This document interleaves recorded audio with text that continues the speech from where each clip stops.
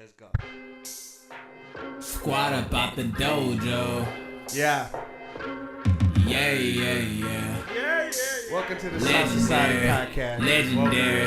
Episode 2. Salt. Saute. Shout out to Hokage. Rolling with my ninjas and my tribe. We beat a body. Saute. Shout out to Hokage. Rolling with my ninjas. It's gonna be the official song for it, bro. It's gonna be the official S.A.L.T Society podcast. This song. might be the official. Shout out to my boy. Y'all go follow my boy Darnell on Instagram at Darnell Speaks. Can we get a round of applause for the S.A.L.T Society podcast? S.A.L.T Society podcast. Week 2. Episode 2. There he goes again. Bro, we need them checks. There he We're gonna goes be playing again. songs at the beginning of the podcast, bro. There he goes again with the choppy applause.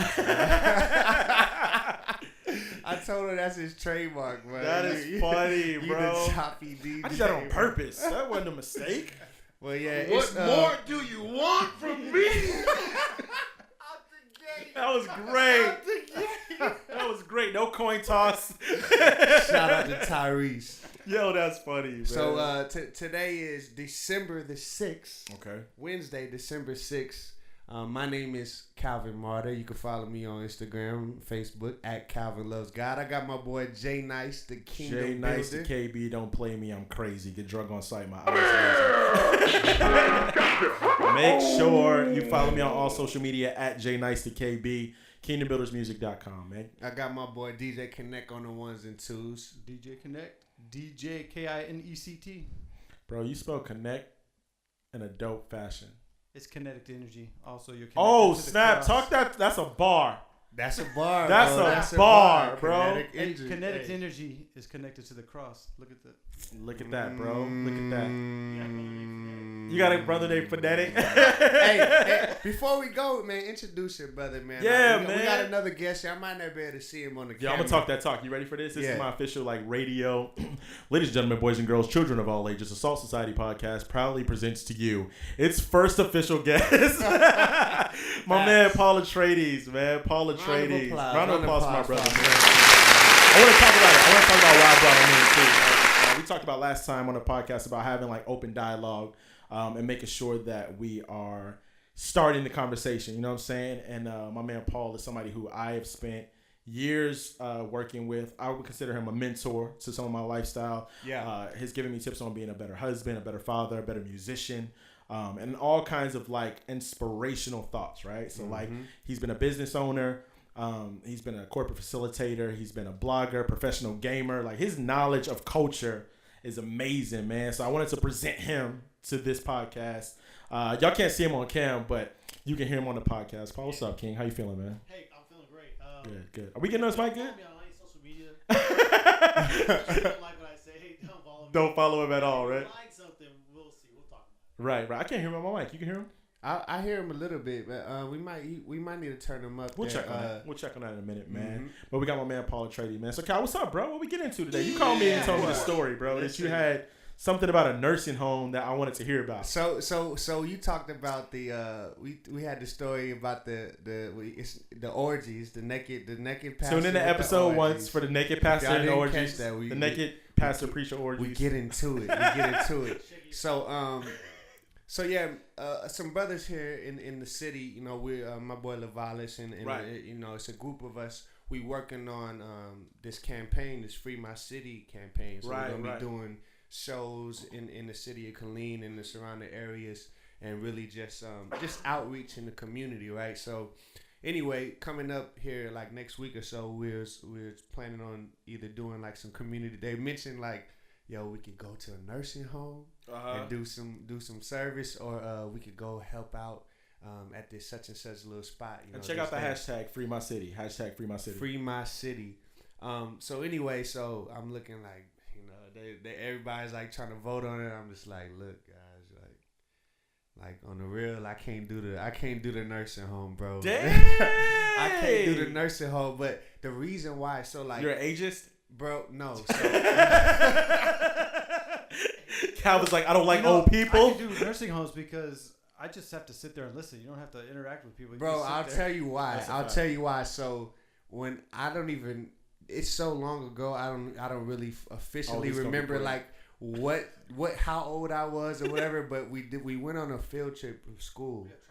And yes, it's trauma, like, bro, to this day, like, so we went, and you know, I mean, I love old people, man, but a nursing. Oh, you got old friends? A nursing hey, home. that's what it is. Like, you know, I got black friends. I'm not racist. The nursing home, like, the smell, like, it's, you can, I think your mic, bro, I think it's. It smells like death. Like, it smells. And so I literally, and then not only did it was that, but I witnessed some nasty, like, you know what I'm saying? I don't want to get into it, but I witnessed some things. No, bro, we got to get the rest of this. Like, I saw, you know, I saw somebody getting their diaper changed, and I saw someone throw up and all. I was in elementary. I was like, yeah. Oh my gosh, to the point where it made me physically ill. Then I got sick and all that. So to this day, like, ever since then, anytime I would literally get sick. It would, like, even to this day, if I go to somebody's house and it smells. So anyway, that's wild, so bro. You can't visit old people because it's so. I want to call it PTSD. I want to call it something else. I don't know what it is. PTSD, grandma traumatic stress syndrome. So needless to say, long story short, if you smell like death and dying flesh, wait. I want to see you and your lady in like 30 years. if you know, Hold on. if we both smell, This is great. then we might not notice, you know. But yeah. We can work out this. Can we put some Vaseline under your nose, like they can't see it? Like what people do, man, you know, like they do for dead bodies, like just put it here, I can't smell it. Bruh, I'm just, you know, it just, you know, if we had to volunteer anywhere, I just choose somewhere else. Bro, the views and opinions expressed by Calvin Martyr on the S.A.L.T Society podcast. Just to, like, the car back and forth. So, bro, for real. So can you do all the work outside? Like, you can help with, like, the plants. I'll bag the leaves. Up, yeah, son. You know, I'll bag the leaves. Round of applause for Calvin Martyr bagging them leaves. Yo, that's so yeah, crazy. that's my story. I think that might be our thing. We'll share a story every time. You don't want me to share stories like. Welcome to story time. Yo, I want to hear. I want Kinect to tell his story about selling them drugs, bro. Kinect. Yeah, people don't know. Yes, bro. That he was trafficking across country lines. Hey, wait, hold on, bro. I'm snitching like crazy. Wait, was it over 5 years ago? Bro, it was like 25 years. All right, so we passed the time where he can get locked up for it. Hey, people don't really know. Like, bro, we don't snitch, bro.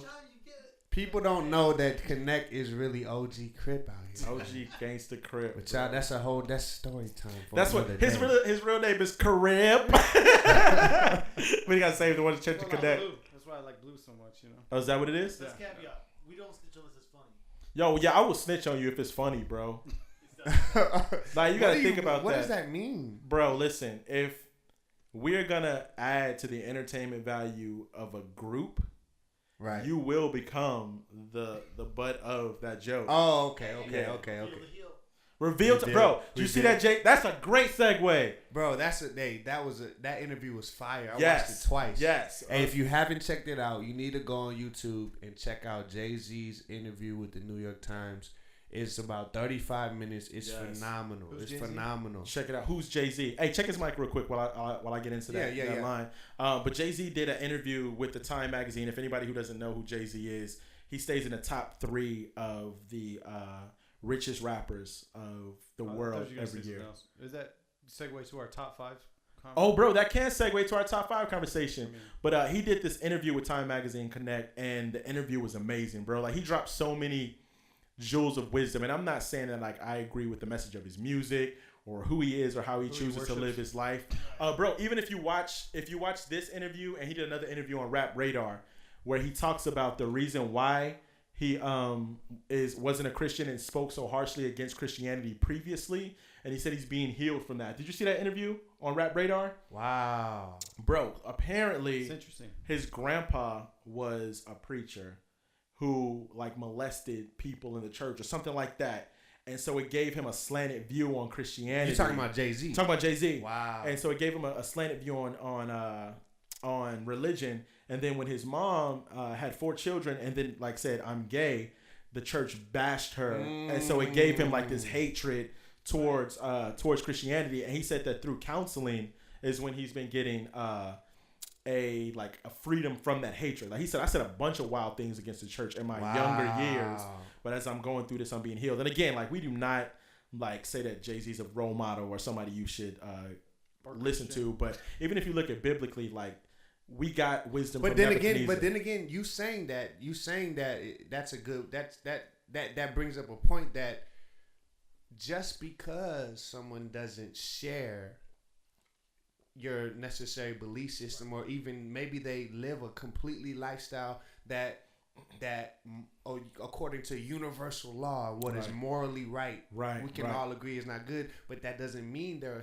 like I can learn from Farrakhan for sure. Yeah, we're talking about the evolution of a person, right? The hurt of someone from way back when, and to be able to come back and say, "Hey, I turned my back on these because these instances, and I'm more than that now. I can look back and see the goodness. I mean, that's the ideal beyond Christianity.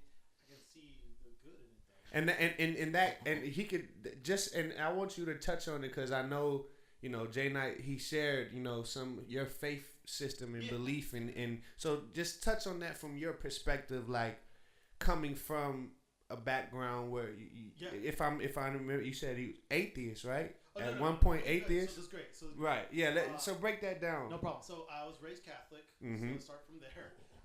And Catholicism.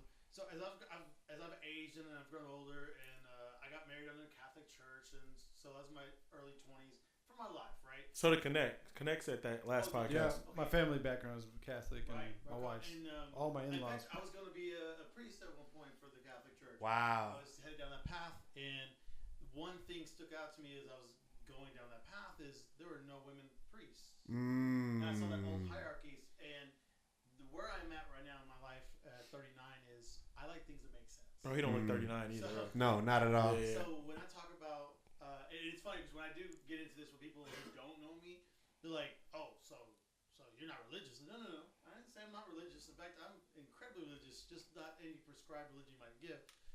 Like I have a faith and belief in God.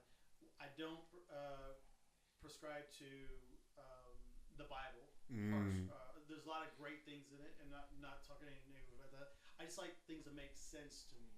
So when I look at things, which Jay again in turn for me does that to me, he likes to challenge my and he likes to sharpen my mind and makes me think heavily about things for weeks on end because I want it to make sense to me.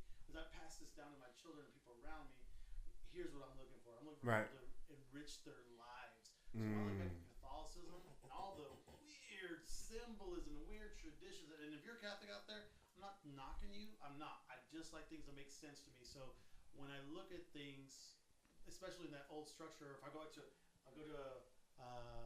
a funeral of a relative, and I get to go to a Catholic church, and I smell the incense immediately. I see the devil. Bro, what's up with y'all? It smells, bro. Like smells are important. So I was just at my father-in-law's funeral, and like he died.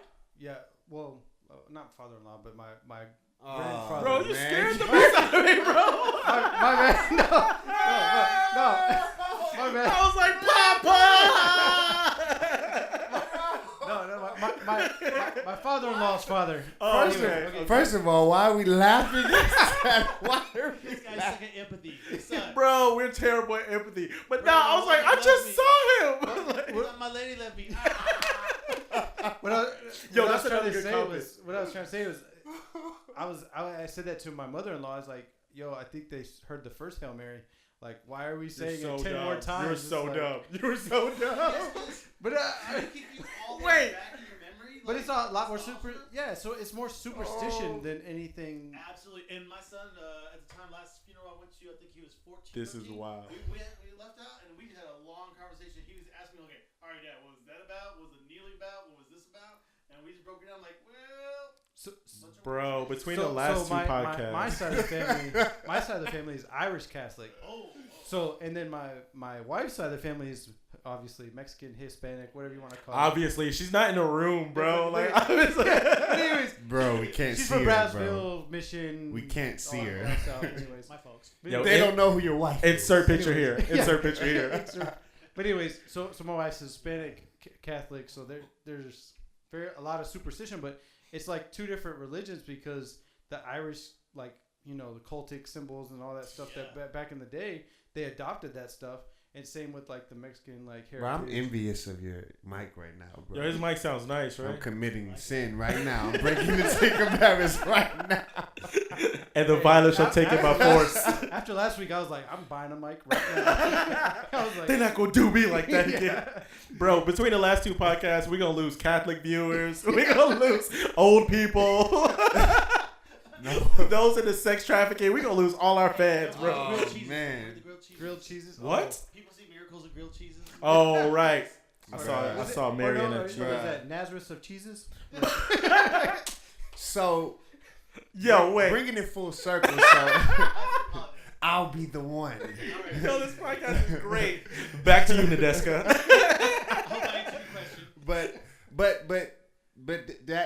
that was awesome though, because that really just captured like just how just different experiences and it, like we just realized we're all connected just now. You know, Connected. same background and different things. You know, common ground, and so that means that and this is something that I've been learning even this year is that, you know, whether it be a book, whether it be an individual, like to just have an open mind. That's a fact. And even with and this is something I was having a conversation with someone earlier this week about this very thing. And when I say this, you know, I'm in a great place faith wise, like as far as my belief in Christianity, etc. Yeah. But as I start seeking to know God more and more, right? I really believe, bro, that in some way, theology is important and knowledge of scripture and all of those things, very important. Doctrine is important. But I feel like throughout history, because even what we have as a faith system and belief system hasn't always been, it did come along. We had that conversation yesterday. Right? Yeah. So all these belief systems throughout history of humanity have come along. And every single one thought that they were right. Right. And so what I really believe is, and it sounds like spooky to Christians if you're like, we're all right, but I'm not saying it in the sense that some mad Oprah now, bro. What I'm saying, this better go the right way, son.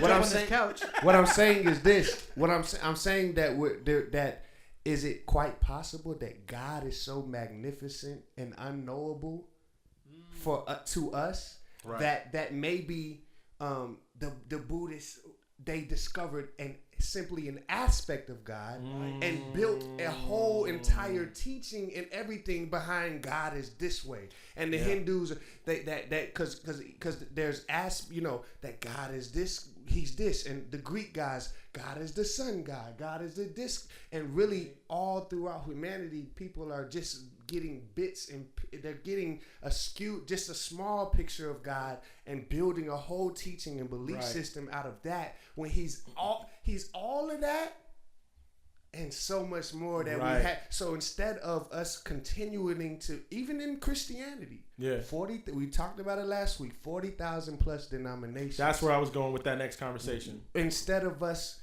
continually to be divided over belief system about this said God, why not spend our energy getting to know the God that we're divided over? Right. Because God is inexhaustible, bro. Like we can never capture in our minute minds the existence of God. Like even with the Einstein theory about Einstein only used the average person only uses 10% of their brain. Einstein used 12. Imagine how much more God knows. Like we watched a movie today. We watched what was the name of that joint? Guardians of the Galaxy 2, and where this guy named Ego. Free time. Yeah, on our free time. That's why we going by code names, bro. You know what I'm saying? It's going in bad. But where there was a quote unquote God, and he even says in the movie, little G, named Ego, who created this whole planet and thought he figured out the meaning of life. So as they were on this planet, like they were assuming that it was just a planet he created. He was like, no, I am the planet. Like, you get what I'm saying? So like God is like, we can't just try to say like God is somebody who's up here. God is somebody that's away. Like, this is God. Right. Adam talked about this the other day. Like, I'm telling you, I have amazing conversations with him. Everything is living. I mean, my bad. Paul Atreides. Edit that out. And we are not in Killeen. Calvin said that earlier. We are not in Killeen. Yeah. Somewhere in the Central Texas region. But everything is alive, right? Right. And so even dirt is alive.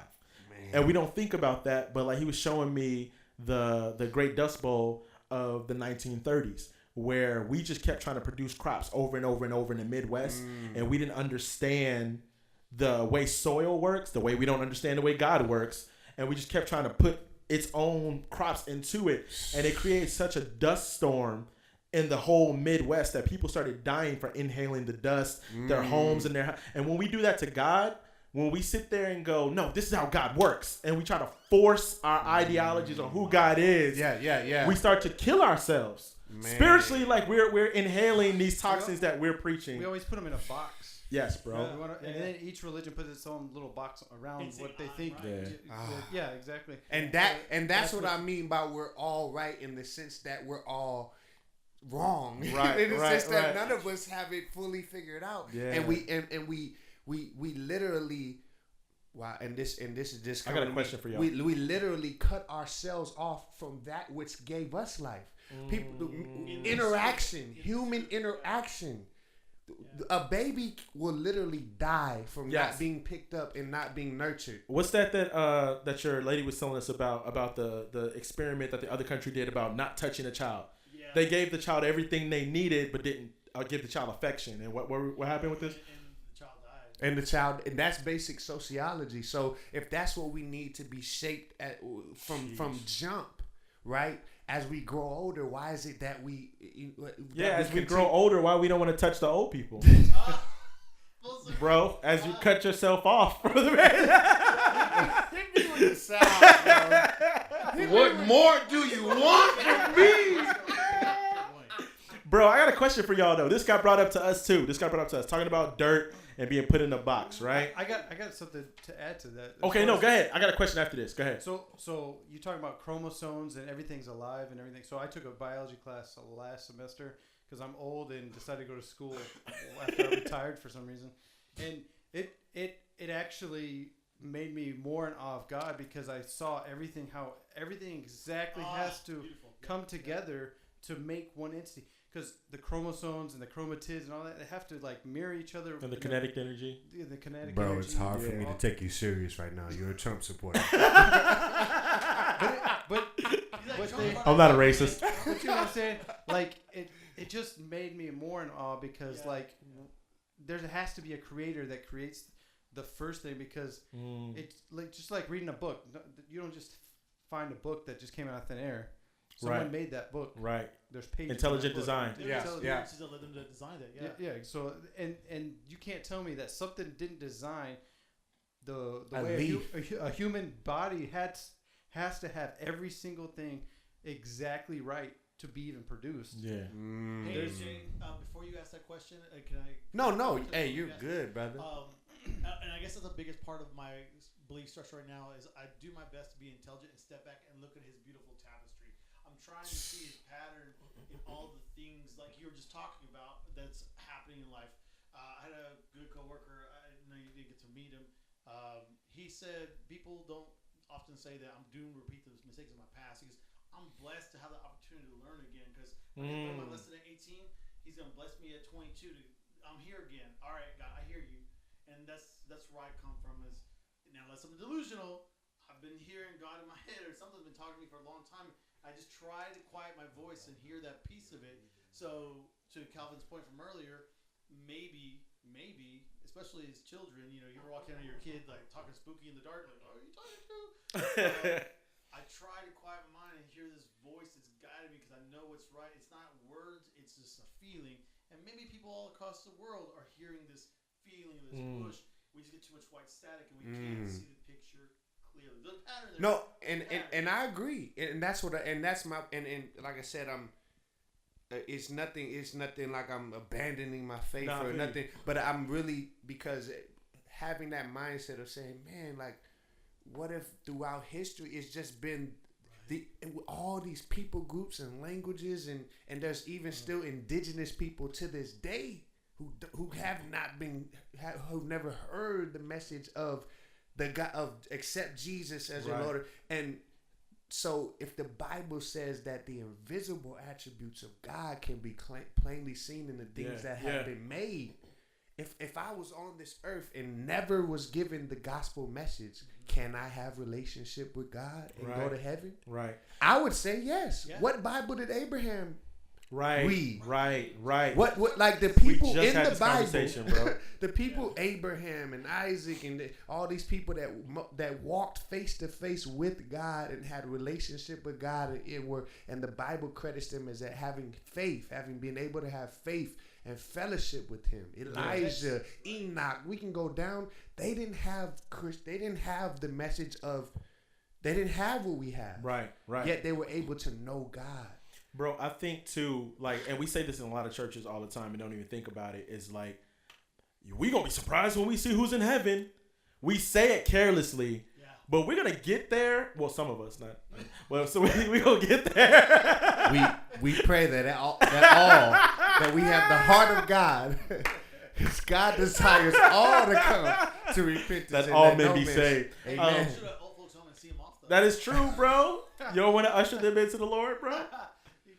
Bro, let me see them hands. You have strong hands. And bro, hey, what made it worse too? Like when I was in high school, my senior year, my girlfriend at the time, she worked at a nursing home. Oh, for real, bro. And so she came home smelling like old people. Well, she would tell me the stories. Like she would be like, "Oh, such and such died today. Miss Betty Boo died," and it would be so sad. And yeah.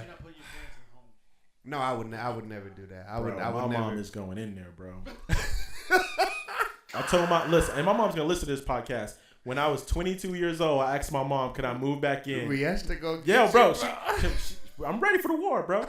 But my mom, when I was 22 years old, I asked her. Me and my wife were having some financial troubles at the time. We got married young, and I asked her, "Could I move back in?" She's like, "No, you a man. You're going to go out there and you're going to survive." And so I told her, when you get old, I'm going to do you just like you're doing me right now. And I'm sticking to it, bro. She got to go in that home, bro. She got to go in there, bro. Don't do it. For my mother-in-law, anyways. That's mighty white. Bro, nice. You know what? That's a great segue. Wait, no. I got a question first.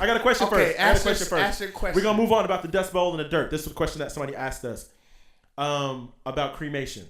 Okay. She was having a conversation. I don't want to tell our business, but she was having a conversation, and the borderline of the question was, biblically, is cremation acceptable? And the reason she said that is she said not one person was cremated in the Bible, and she said that when Christ returns and we're all to raise, because her theology is that we're not dead but asleep, waiting for the day of judgment. When Jesus comes back, then he'll judge us. That there's not like an immediate, you die and you're judged. And so she said, if you cremate the body, how can the body come back together? My thought process is God created man out of dust. Cremated ashes are just dust. He can bring it back to. So I want to know what y'all's thoughts were on cremation. Is it biblical or not? Anyway, okay, I'll be the one. Hey, we knew it was gonna be you.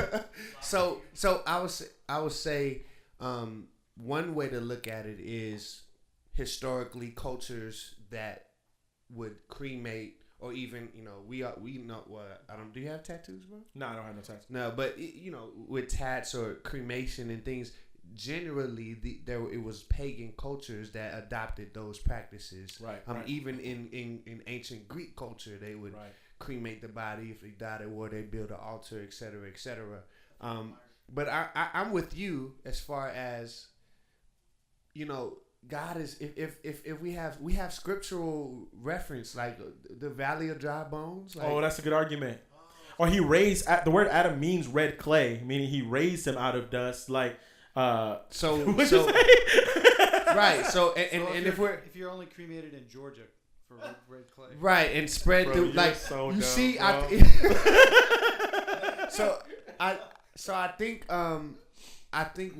think that's getting into semantics, like, so. Yeah. So the guy, bro, she was passionate about the conversation though. What if you donate your body to science and you donate your organs and stuff? I don't believe in God. I believe in the science. We're getting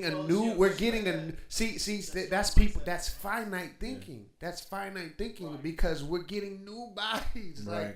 Like it says we're going to be raised with new bodies. Like, but I had never heard that doctrine before. That cremation was a sin. I'd never heard that. But what I do know is, bro, when y'all bury me.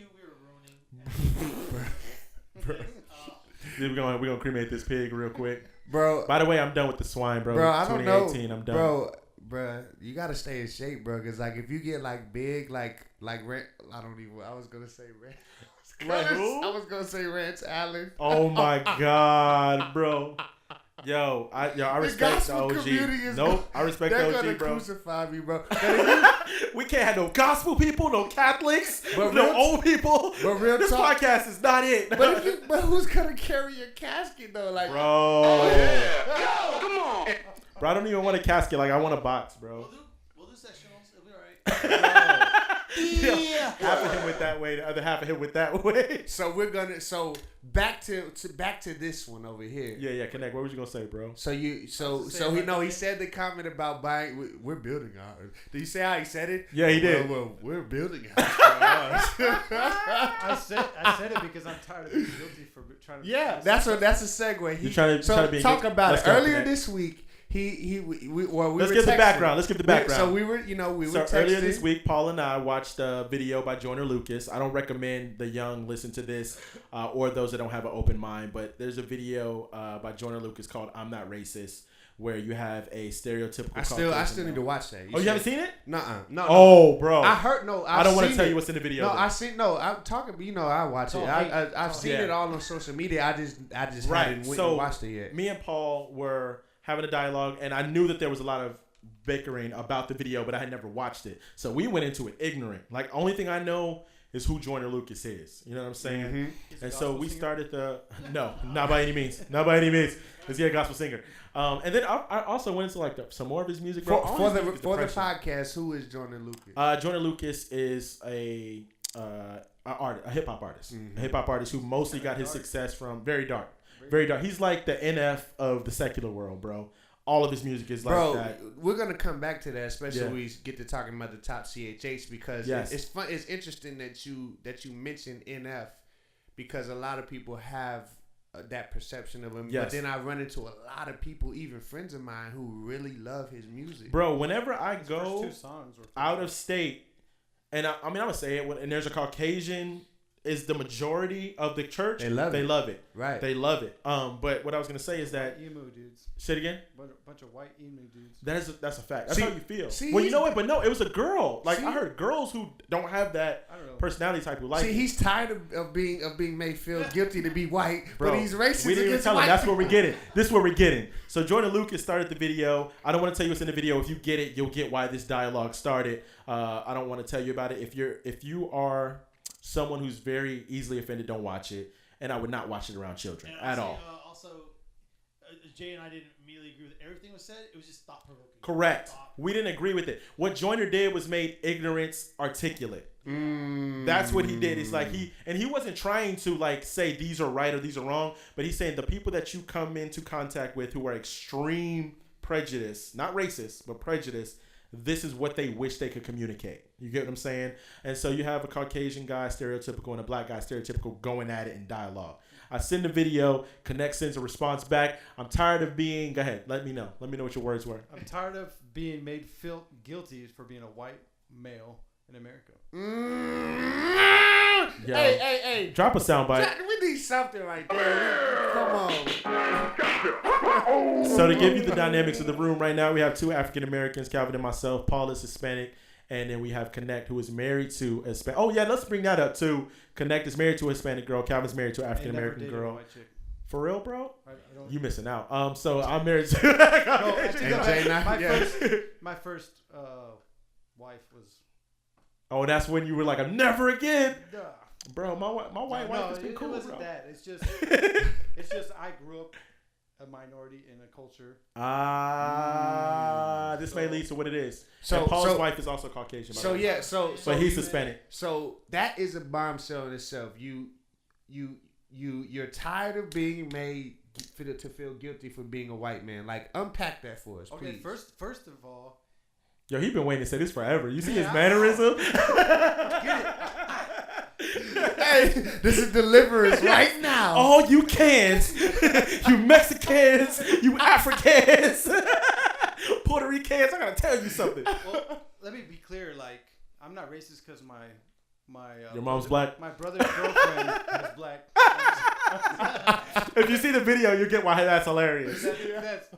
But no, I was honestly grown up. I grew up in what is called the hood. Yeah. Barrio, whatever you want to call it. Yeah. And I also was. Shout out to your hood, though. What hood you say?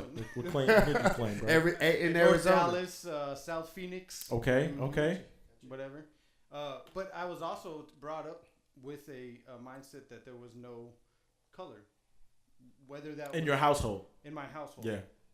And when I went outside, there was color everywhere. Mm-hmm. So never, I guess never put that two and two together. Mm-hmm. Okay. Then on top of that, what is everybody's goal in life? To be Dollar, money. What is generally the person in the hood's goal? To get out. To get out of the hood, to be successful, whatever.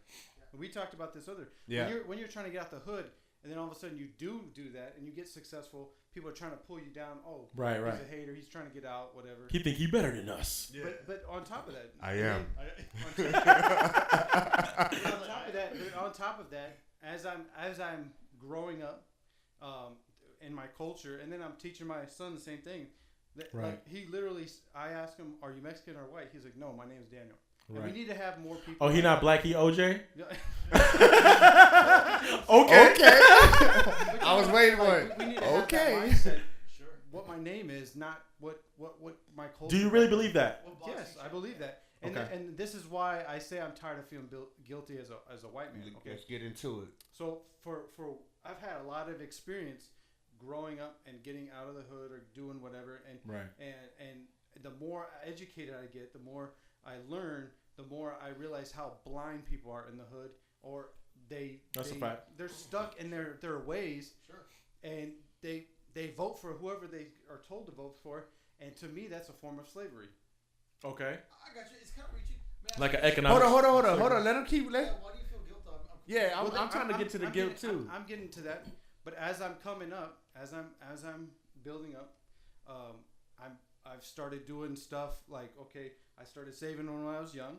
Sure. I started doing stuff when I was young, but I still had the same friends, or the same type of friends. Okay. As I came up, then I realized I can't keep those friends because Facts. Like what you said. Oh, he's white privileged. Oh, you're a well-educated man. Do you believe in white privilege at all? Do you believe it exists? I believe there is a privilege in society.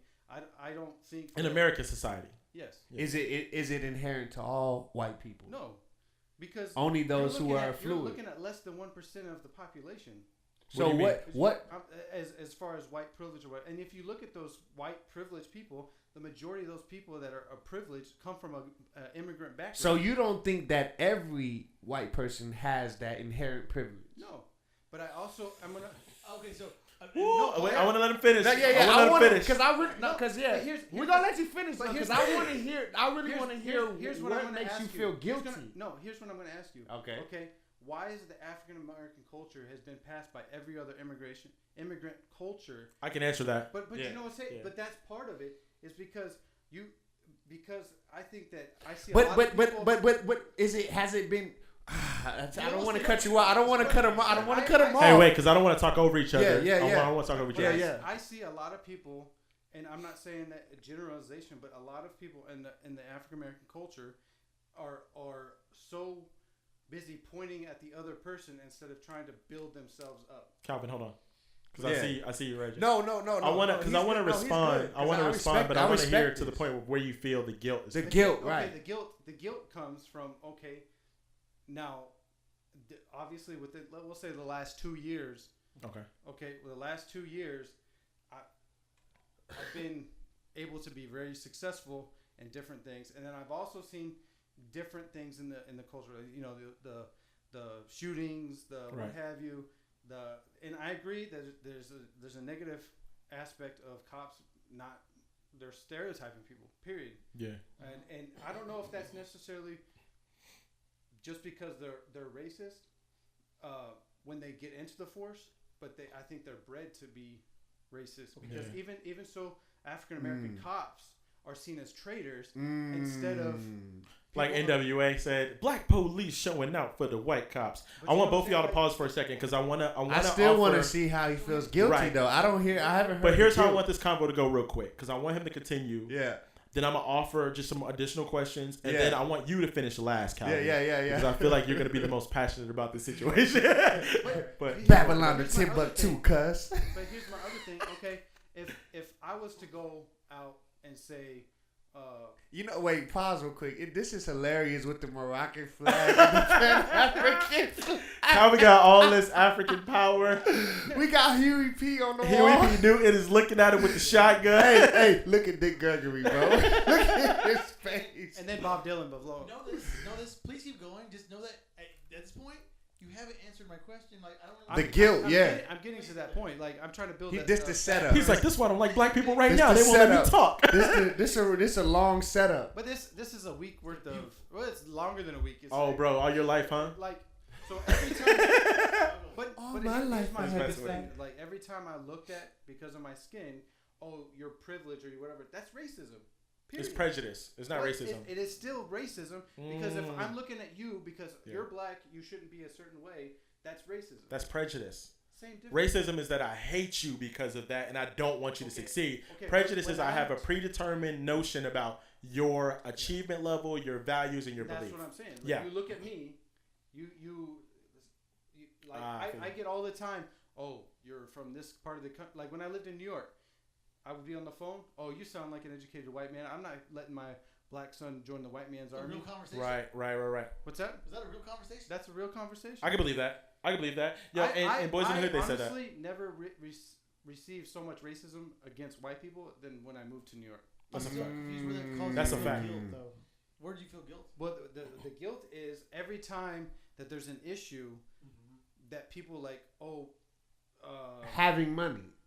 Well, not just having money, but just in general, if there's an issue like a white cop shoots a black cop, it's a huge ordeal. But right here in town, there's a white guy shot by a black cop, and you never heard about it. Right. But you know what I'm saying? But so you feel I don't think it's guilt that you're trying to say. I think you're saying you feel like you're also being treated unjustly. I'm being treated unjustly, and also I think coming from a black perspective, I think tell me if this is what you feel. That you feel that every time something happens, when there's a white man that does a mass shooting, when there's a white cop that shoots a black man, when there's a white terror, that when there's an uproar in culture, you feel like they make every other white man that white man. Exactly. So how do you think we bro, feel? You broke my mic, bro. How do you think we feel? Wait, hold on, Cal. I told you save that. No. Save that. Oh yeah. Hold on. Yeah. But that's what I'm not saying that you shouldn't feel a certain way because I have additional questions. That's why I want to. What you shouldn't feel a certain way because you're looked at as because you're black or whatever. I'm not saying that that's not justified. Right. What I'm saying is you shouldn't justify your own beliefs by making me feel like a lesser being. Do you feel like the majority does that, or do you feel like does that? And even in our small community, I've gotten comments where like that's a fact. Where well, you didn't have the same struggles. Well, how do you even know that? Because you don't even know my history. Right. I do have a couple of things I want to interject, and the reason I wanted to speak on this first, and I wanted to pose more questions, is because being married to a Caucasian female and having children that are biracial, I see both sides of this, and I'm forced to because of my children. I see how they're treated both ways. So additional questions I have to ask for you. And I want to caveat this by saying Kinect is not prejudiced at any form of he's been one of the most everyone in the room is aware of that, but I know the podcast is new, and so I want to make sure that we insert that before we offer any arguments. Facts. You know what I'm saying? Facts. Kinect is not a person who's prejudiced. Kinect is not a person who has ever treated us differently because of our race by any means. One of the most solid people that I know. I totally agree. In fact, this actually, and my wife. Wait, pause. And I will say this because I don't. You can't say what I'm about to say. Okay. You have done more for us than our African American OGs. Facts. Like, and I want to make that clear. And that's no shots. Like that's a shot. I'm holding them accountable for it, bro. I'm holding them accountable for it because I don't like. Because although I am African American, somebody is salty on the Salt Society podcast. But no, even though I am African American and I believe and I'm firmly rooted in what I stand in and believe that, I do believe that if you are a black man who's going to complain about the white man, be a solution to your people. Yes. And Kinect has been giving us more wisdom about finances, about how to market, how to present our ministry to people than some of our older counterparts. And his time, his equipment. That's right. It's quality. And we may have had others who have shared spiritually things that have helped to admonish us, but when it comes to practical application, I feel Kinect has been more of that to us than a lot of people have. So Kinect, with that all being said, I have additional questions. As a Caucasian male, do you feel that white privilege is real? I'm just gonna walk you slowly through some of this. Do you feel white privilege is real? I feel that there is a portion of that is white privilege, but I also think that there's privilege. Period. Though it just depends on which community you're talking about. Right. And it's not over. Like I wouldn't say because the minority is not the minority anymore in America. Period. No, I don't know about that because African Americans are still only 13% of the United States of America, but we're 65% of the prison population. So we're still the minority. But that's what I'm trying to. That's what I was trying to say about the voting and different stuff. Right. Previous. That has a lot to do with local and cultural leaders not stepping up to their place. That is a fact. Now, but I also have to say that there is a reason for that. So like. I feel like a lot of like what you're saying is accurate, but I also feel like if you take a toddler and give them a car, they know what the car is, they know what the car does, they do not know how to utilize the car appropriately, right? So realize this, that slavery ended 2 generations ago. This isn't something that is like a brand, like we've been, like, because every other culture that's had some sort of oppression, there's been centuries that have separated them from the oppression they're going through to now, where you have African Americans. This was my great grandmother who was a slave. So that's 2 generations ago. And not only that, if we study history, dark people, if we, because it covers a wide spectrum, but many other people groups that have experienced any kind of oppression or even look at Hiroshima, look how we bombed them. Right. But we talked about that yesterday. But then we built them back up. Right. Like any. Our Japanese Americans, we put them in camps. Right. Yes, we did that here. But let me get somewhere because I was going somewhere. Americans were slaves in the gold mines back in. But we talked about that. But what has been done for black people? That's where I'm going. So give me just a second. So back to my toddler analogy. So what happened is when African Americans were freed, they were given the vehicle but never taught how to utilize it appropriately, right? So these conversations are when we get educated on that. So what happens is we make broad generalization statements like the white man, right? Because we don't know how to articulate what we're trying to say when we talk about oppression. So I do understand that there are Caucasians who get to feel guilty, but the reasoning is we're not blaming one individual. We're blaming the systematic oppression that's been happening from the beginning. Like I said last week, if you're not part of the solution of the system, then you're not going to have that system being fixed. That's correct. That's correct. The majority but I wanted of to the get people somewhere. that in the hood are not worried about voting. They're worried about where their next smack's coming from. But that's exactly it. Because when where the next what? Smack. I thought you said snack. But see, that's a. Hold on. Let me walk here. We can't say that everybody in the hood is just getting like. Well, he's making a generalization, though. He's making a generalization. But generalizations are terrible. Yeah. If he can make that generalization, then that's the same as people saying the white man. That's exactly what he's saying. Yeah. So here we go. Oh, here we go. Okay, here we go. I heard now, that. Now, what I will say is this. That there are times when Caucasians are made to feel guilty for things they have not committed. Facts. That is accurate. I think we can all agree on that. Mm-hmm. But we do have to acknowledge the fact that there is a certain... Look at the success rate of Caucasians and African Americans from the same communities. Let's not talk about the hood. Let's not talk about the burbs. Let's talk about a metroplex like Chicago, New York, L.A., where there's an abundance of all. The Caucasian people are typically, by our generalization of what we call success, money, house, kids, more successful. Right. Perfect example. I'm a kid. I live in a decent neighborhood, not really rich, not really poor. 6 of us go to the mall. 1 Caucasian. Oh, it was 5. 1 Caucasian, 2 African American, 2 Hispanics. Something goes missing in the store. This is a real story. Lakeline Mall, Austin, Texas. Something goes missing in the store. Facts, bro. Oh my God. They pick me, the biggest black kid, and they pick the biggest Hispanic kid and hold us up, right? And they're like, give it up. We're like, what are you talking about? You get what I'm saying? They're like, no, give it to us. And they're like, what are you talking about? And the lady goes, I saw you, pointed at me. I saw you steal the shades, give them up. And start screaming at us, cussing. They go, if you don't give it to us, we're going to call the police. They finally called the police because at this time, I'm 16, I'm belligerent, I'm loud, I'm not educated this time at all. So I'm like, blood gang, mother, you know what I'm saying? Like, screaming it off on them. When the police arrive, the Caucasian kid goes, they're talking about these guys, I took them. He stole the glasses.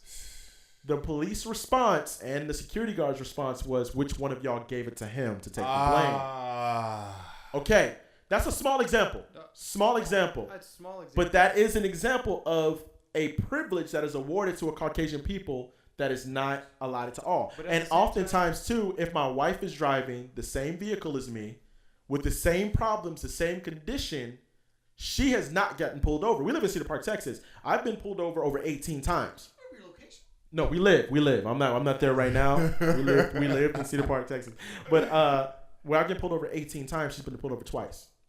There is something there. Now, we can't blame every white man for this problem, but if I'm looking at this, right, and if I am a Caucasian male, I have to go, okay, white people as a general statement have a opportunity to be more successful at certain things. Well, at certain things, also we just by mass numbers, like you said, that's a fact. That's a fact. Mass numbers, there's more opportunity for white people just because of the numbers. Just taking away race or anything. But if you add prison, that's not the case. Yeah, right. Because if we're the smaller population, and where we're 65% of the prison population, but I'm not talking about prison population. I'm just talking about in general. And I have rebuttals for all those things right there. And I have a question for you as far as so my question is, you don't think there's no that I didn't say that. white people don't have an advantage? That's what I'm asking. I said there is a. But you said it was only for the 1%. You said only 1% of the population are the ones with the privilege, and I don't agree with that. I don't because there's people that are here that aren't part of the 1%. Like none of us in this room are part of the 1%. But I think what you're getting at, and help me see if I'm clarifying this because I'm listening to the pieces of the puzzle, and Jay helped me with this as well. Is when we're talking about the privilege, and by the way, I know not camera, I'm light enough that I get by. In fact, many people. That's awesome. That's accurate. His driver's license actually says Caucasian. My wife too. I get it. I didn't understand what he was talking about. So you start talking about like being pulled over or causing a ruckus at a restaurant. Generally speaking, a white lady is going to get away with a lot more. I think the best illustration I can think of that is if you look at the movie Straight Outta Compton, the scene where the guys are being put on the floor and the white guy gets to yell back at the cops. That was more of an extreme scenario. Though you start picking apart those, and I'm like, oh, I get it. I get it. And again, these are just broad generalizations. I started seeing what hit the pattern he was talking about. I was like, no, absolutely. There are definitely parts of conversations where I can definitely get away with more than my darker brother. My literal brother is darker than me. He can't get away with it because he definitely is caught off. You're Hispanic. I know you're Mexican or minority, and you get talked to differently by our own race and whatnot, and by Caucasian. So we heard that conversation today about a young lady who said that. Not just a success. Also, when you start looking at the way you're treated on the road, the way you're treated in a hotel, the way you're treated at a restaurant, there's definitely a pattern. And sadly, for the African American community and probably other minorities as well, is our outliers. Kind of like we talk about Middle East, our outliers, the belligerent ones, get branded, and we all. I think that's too. I want to say this just to back you up again. It's like but that still is not an excuse. Right. To make someone who is Caucasian feel less than. I think that for being white because somebody white did something. Right. But that is. On top of that, I think that for people who are actually trying to help with the solution, and the white community helping the black community, as far as like, for example, for me, like you said, like I am a very big advocate of teaching people wisdom as far as financially getting out of that situation. Right. And not necessarily just handing people $100 bill or something like that. And I think that if they can learn to get out of that situation. Now that's facts. I agree with that. I agree with that all day. If I could teach that person to get out of that situation. Teach me how to fish. I don't want this to build. Like, but at the same time, like I feel that the generalization, the white versus black or whatever, there is an issue there. I'm not disagreeing with that. As far as like. I mean, you could see it every day. But you're saying don't make me don't try to guilt trip. Don't guilt trip me because I'm white and successful. Well, I feel you. Yeah, basically is like I should be handing or should be doing something for you because I'm this person. I feel you. I feel you. That's my biggest complaint is like, okay, but I am doing something and you. I just can't do it for everybody. Yeah, right. Yo, y'all ever see that scene in Malcolm X where the white girl walks up to Malcolm and he's like, Malcolm, I believe in you and I believe in African Americans. What can we do for your cause? And Malcolm goes, nothing. It's one of the craziest scenes in that movie, and his whole perception changes later in that movie. But the other thing I very get irritated about is what about all the white black people because of what? Right, and that is good because what happened to all the white people that helped with the civil? We didn't vote for him. His name was Bernie Sanders. And we'll definitely like because we can wrap it up. Nah, don't let him out this box. Put him back in his box. No. Why you like Trump, son? That's what we want to know. Hold on, because I have to just speak to one thing that he said because he said earlier, that black people and. I hate even using the word just saying black people because that really even goes against even what scripture honors, which is ethnicity, ethnic groups, and there's like we aren't African American. I'm not an African American. Like matter of fact, my one of my good brothers, Curtis, Curtis King. Shout out to my boy Curtis King. His wife, she recently had got him the DNA testing from I forget from where, but and he was able to find out that his blood is like 90%, from somewhere, and it got him into researching his family and even realizing the bloodline that and when people don't understand how important that is, I literally like if Kinect, for instance, did the DNA test and found out that his blood literally traces back to royal bloodline, that literally in an instant, because of universal law, because he could go and make a claim at the UN saying, look, my blood is literally this, it matches DNA, I am a duke of biblically there have been promises to your bloodline. Come on now. Even God says in the book of Exodus that if you are... This is a whole nother conversation. But biblically in the book of Exodus it says that if you obey the commands, I will bless you unto the fourth generation. So if you don't, I will curse you unto the fourth generation. So the moment you know who you are, there's an inheritance that comes with that, whether it be good or bad. That's a word, bro. But Paul said he had a different agreement though. So I don't know if this helps you in your piece. I swear you said it yourself. I didn't just swear you said it. You did say it yourself. I just want you to kind of reflect back on it. So for that white guilt that you talk about that you get tired of feeling, I'm going to ask you to stop feeling it. I'm going to ask you to shed that off. I'm going to ask you to do what you told your son. I am Kinect. I'm nothing else other than this. When you're trying to put anything about Hispanic on me, I don't care about your boxes. I don't care about your checks. I'm going to be Catholic. I don't care about your bloodline. I like people who enrich my life. If you're toxic to me and you bring me this guilt, that isn't me. I am Paul. I have nothing connected to any of those things. I'm everything that I grew myself. But that's something that's only awarded to a fair-skinned people. So here's what I mean. My little girl, before she opens her mouth, is going to be told that's black girl. My daughter told me a story today that I shared with Paul where they asked all the little mixed kids were they sisters. So before she even gets an opportunity to say, I am, and I don't want to say my daughter's name, but I am who I am the way God did. I am that who I am. Yeah. Because remember when they told Moses when he said, God, who what am is I your name? Tell him I am who I am. Right. So that should be how we are. Right. But when you're of a darker complexion, you're not awarded that opportunity. And we're not looking for the award. That's what I'm saying. Hit me. Let's not look for that award anymore. Like we're in this room right now. There's nobody there. People 3 shades darker than you. Like, you don't need to worry about that anymore. These people enrich your life. You don't need that anymore. Well, I mean, that's also a good argument. Those faceless, nameless people who are throwing guilty shade on social media or wherever they're coming from, don't worry about it. No, yeah. Enrich you any. No, it's not even just that. It's like I shouldn't even. And I've been around white people who I've had to check because I'm like, yo, that's not even right. Like, that's not even biblical. Like, what are you talking about? Here's the one thing I wanted to end this, and we could always pick this back. I wanted to end. This is a great conversation. because it literally we could just talked about stinky dead old people. Because I wanted to just in defense, because what you said earlier, it is true. You have seen, even in going back to the hood, we can see it. We can see that the Asians came in and the white people came in. I mean, everybody keeps coming in and just and appropriating our culture and we continue to spend dollars in every other community. Like but when you don't, it just goes back to if you really knew that you came from a line of kings and that that's you.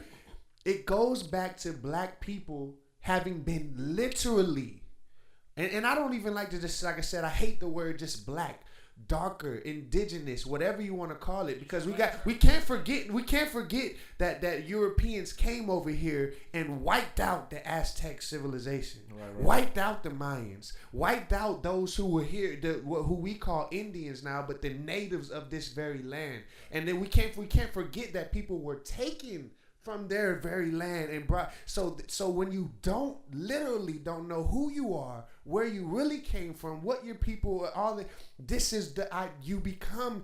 The Bible says, without a vision, the people perish. Yeah. Now, in that, it was talking about being communicated the vision of the word and things. But if you've not been given a vision of your life and where you come from and who you are, then you only find identity in that which you've been told. That's a whole nother conversation about fathers that we can have, man. Yeah.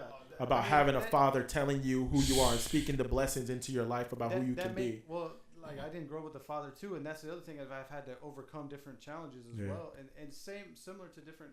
Right, and I'm not saying that only black people experience that, but the black people but that's what in America, that is the plight. I want to challenge the black, African Americans, whatever, to stop letting other cultures define them. Define them, or just either just define them, but like there's like the Asians, they always say that they're smart at this and this. There's so many smart African Americans that I've met in this room. Like, why? Thanks, Kinect. Why can't we? This is the type of stuff that's gonna. I feel better because the white man said it. This is the type of stuff that's gonna help.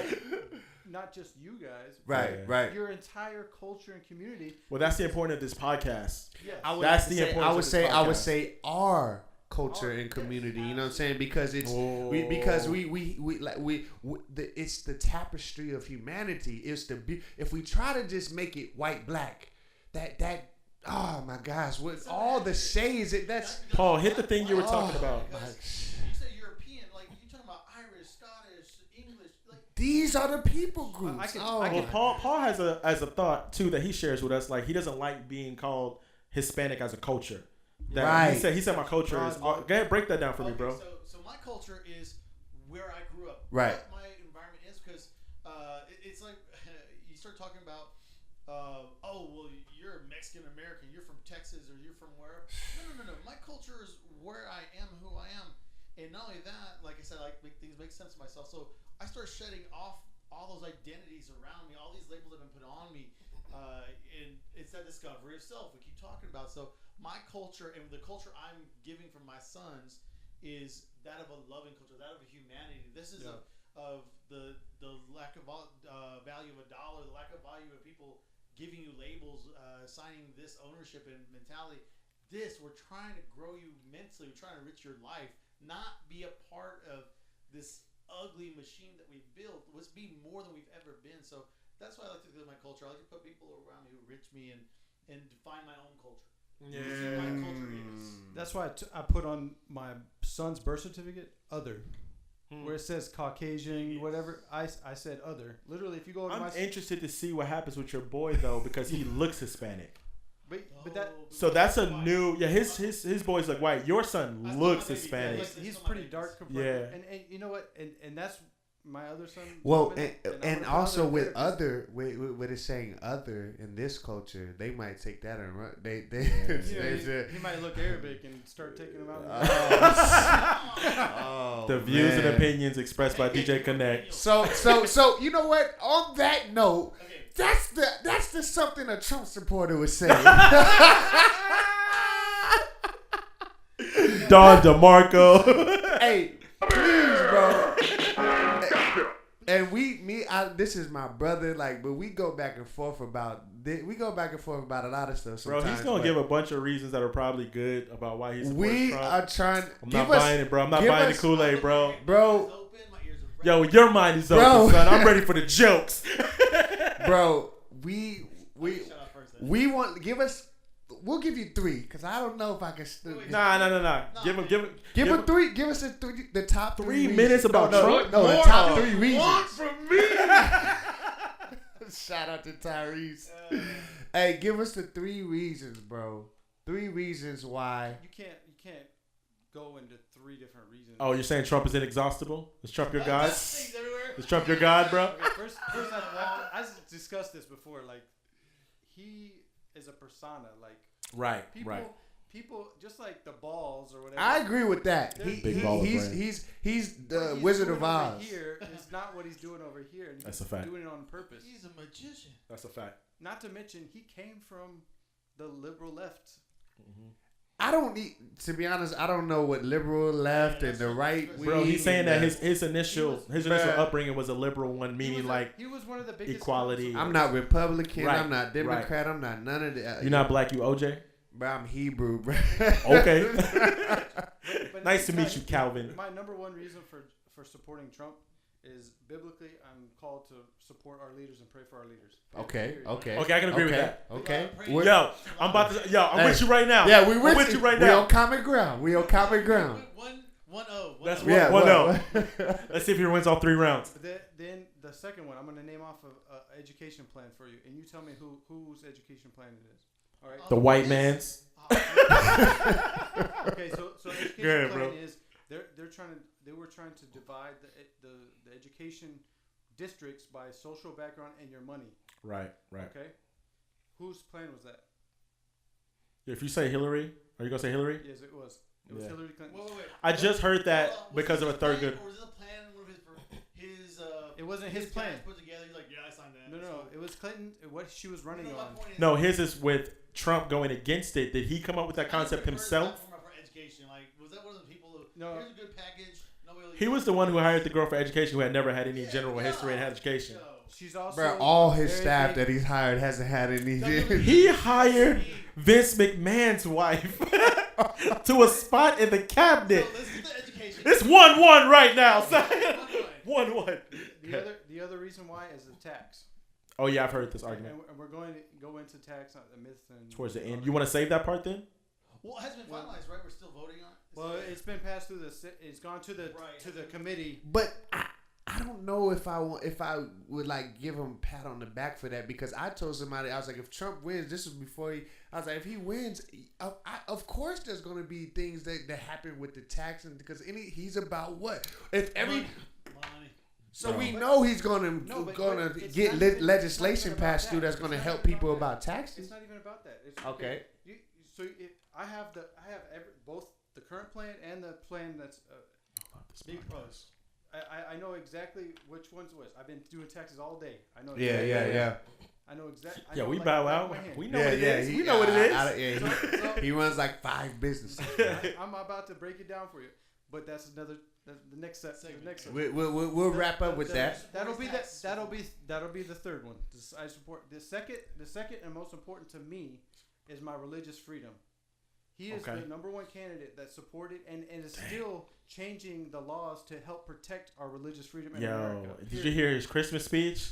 I didn't know. Somebody. I ain't gonna lie. Now somebody sent it in the Society group. Yeah. I gotta watch that. 3-1. Yo, no, 2-1, bro. Matter of fact, 2-1. Matter of fact, go ahead and since you go ahead and pull that up. Yeah, you pull up the Trump Christmas speech. Yeah, pull up the Trump Christmas speech. It's in the it's in the S.A.L.T Society in the group. Bro, I say right now. Oh, he's not in the S.A.L T Society group, huh? Nah, he is. No, he's not in the OG one. He's not in the OG 6. He's in the room, but we have a chat with the S.A.L T Society, the original. But he's in the Keenan Builders joint. Yeah, just try to find it on YouTube. What is it? It's, Trump Christmas speech. Christmas speech. Yeah. I could probably pull it up too, but I do say 2-1, bro. Yo, he almost put you in the bag. You climbed out that bag, bro. He was about to body bag you with his Trump speech, but you climbed out. He didn't put. You put up a good fight, bro. He didn't put me in the bag, bro.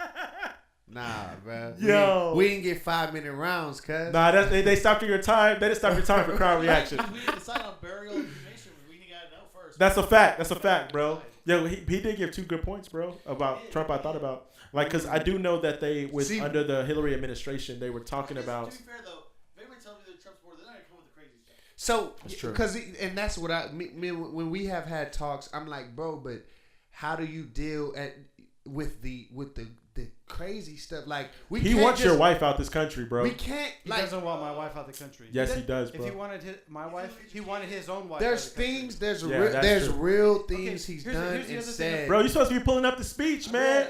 Let us get these jokes off, Kinect. There's real things. We don't want your rebuttals, right?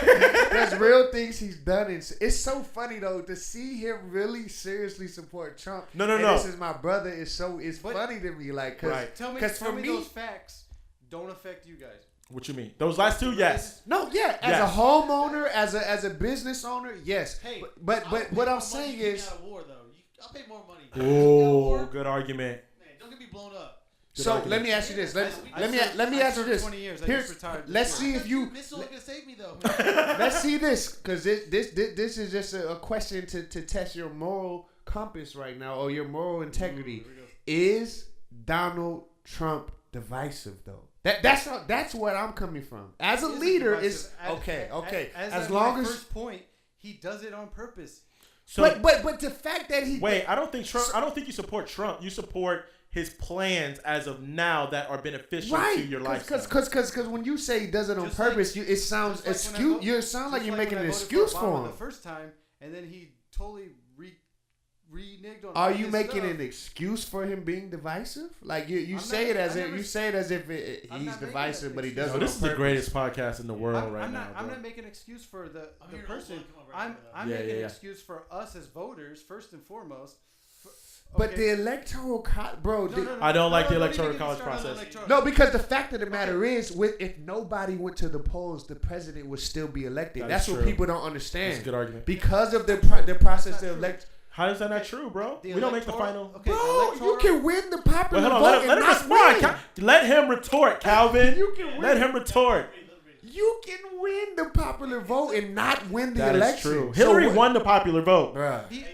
So did Gore. Oh my God. Go ahead, bro. She only won the popular vote in the primary Democratic communities, which are the big cities, correct? Yeah, that's all that really matters. So that's where the majority of our population are. Overall, Trump still won the United States vote. Not only that, not the popular vote. Yes. No, not the popular vote, bro. Overall, in America, watch us sound mad stupid. Like, cause this is gonna be played forever. They're gonna be mad. People tweet us like, "Kinect is right. You colors need to get out there. Listen to the white man." I did my research. I'm like, no.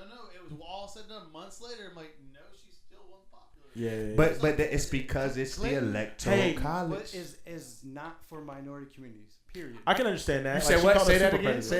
Oh yeah. Hillary. We haven't forgotten Hillary. My next point Just because you went on the Breakfast Club doesn't mean that we forgot. Yeah, I saw Bernie on the Breakfast Club too, bro. We didn't forget that you called us super predators. Yeah, we did not forget that your husband is the one that gave us the 3 strikes law. He introduced the crime bill. All y'all did was carry on the same thing Reagan did, and Reagan carried on what Nixon did. Come on, talk. Don't Hoover. Oh, don't let me get started on Hoover. Come on, bro. So Hillary, you're not fooling us, bro. We know where you really stand. By the way, Hillary. Calvin lives by himself. I don't live with Calvin. Yo, when Illuminati come get you, son. Oh.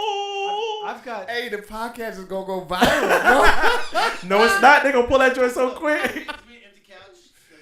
It's gonna be the three of us. Like, man, when Calvin used to sit here, he would have said. I'm gonna be like, I love Trump. But I just got this dude. I don't love Trump. I just got this dude's Trump tattoo. I don't like.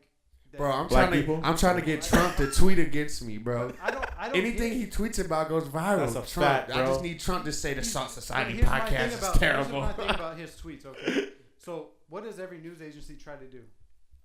Utilize try his to- tweets to tell no, the story. No, they try to throw dirt on him. They try to jump on the story and break it first. Correct. Right. Yes. Right. So what is Trump doing right now? He's breaking the stories first. Yeah. Inaccurately. Come on. No, they're No, stuck, bro. He's tweeted I'm out talking literally By about- hurling I'm not talking about- insults. He's literally tweeted out he's- inaccurate. Yo, let's move on, bro. This is a He's- boring topic. This is a boring topic. I'm not saying that he's No, you get an good idiot points. or I not. think you should walk away. Oh, what? I'm An not idiot. saying he's not an 2-1, idiot, 2-1. but I'm saying like Don't offend this part. Connect, you won, bro. Stop kicking us while we're down, bro. You won already, man. So No, I only want to hear the so speech no more. so to sum it up, You got 2-1. to sum it up for the, no. He put you in a box. Here's the knockout. Connect, To you sum it put up. him in a box, To bro. sum it up, Text here's him. to sum it up. He said that he supports Trump, who he knows is a divisive president, and he said he's not saying he's an idiot. So he supports an idiotic, divisive president. That's based on his own words. Wait, Calvin, let me give you a soundbite. That's the coffin open as Calvin steps out. This idiotic president's still a billionaire and still a president of the United States. Yeah, but he's a bit. Okay, anyway. Let's move on. Let's move on, bro. That's the same argument everyone always says with it, but he got money though. That's You know that, what? that was Yeah, that, but he that's what I'm about to say. That's the But you dude. can't- That's the girls that get beat by their dude, but be can't like, but he takes care of my you can't kids be a though. complete idiot and not be put in that situation. That's what I'm saying. You can if you have the system set up for you to win, bro. Like you gotta remember, like he almost went bankrupt. He started with a $1 million loan. He was set up to win. In this room, I hear so much intelligence. When I hear him speak, it hurts my head. Bro, you sound I smarter agree. supporting Trump than I Trump agree. sounds supporting himself. I agree, So and no that's success. the other big point.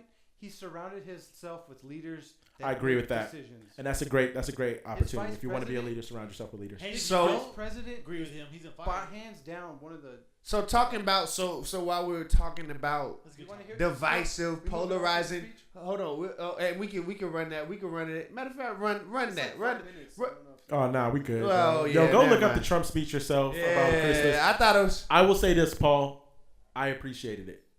I appreciated it. okay. Like, It was the one time. Oh, you didn't watch it? No. I seen, like I said, it was the clip. It I was saw only the like clip. a I didn't minute. see the whole The speech. thing Yeah. about Trump But from is what I he saw, I says appreciated gems, it. And then the next day he ruins it. Bro, I ain't never seen him this passionate. Two bro. steps forward and one step back. He's passionate, bro. About Yo, that Connect don't be shit. saying that, bro. I love for a moment there that Jay and I disappeared from the room. It was just you and Connect. Bro, these are the dudes from the Joyner Lucas video, bro. I'm telling you, these are literally our normal conversations. That's why. Literally, like, This is every day. This is what made us say, we need to do a podcast. Right, These are the right. type of things. Over, we go like, y'all still there? Yeah, I'm going home after this. But Yo, what's the next topic, bro? Well, that's what I was saying. So talking about polarizing guys, like we gotta address Big Baller, man. Now you said, bro. you said you love Big Baller, bro. I am an extreme. What more do you want from me? I want to hear Connect because Connect don't like him. No, we heard enough from Quebec today. He talked about Trump. Now I get to talk. Bro, you see how He they talked about his guilt as a white You man. see how they- I don't want to hear it, bro. I don't want to hear it, bro. Man, Yo, enough, bro. what did this Here's my thing podcast about- become, bro? No, I think no, about the- Ball and Trump, they're the same people, just in a different wrapping. Yeah, but the difference. Nah. I don't agree with that. And I don't know if it's because. They Well, got similar I can understand what you're saying, but I don't know if it's because I'm African American. But when I hear him speak, it's just that the culture around him doesn't speak his language. Facts. He is not saying anything that any black man has not said before. Yeah. Like we're taught to be like because we're taught. Look so long, what he's done with his sons. No, Like, come forget on. his son. Let's Yeah. go. Let's debate. Let's take away all that. Yeah. His wife alone Okay. had a stroke. Could not walk. Could not speak at all.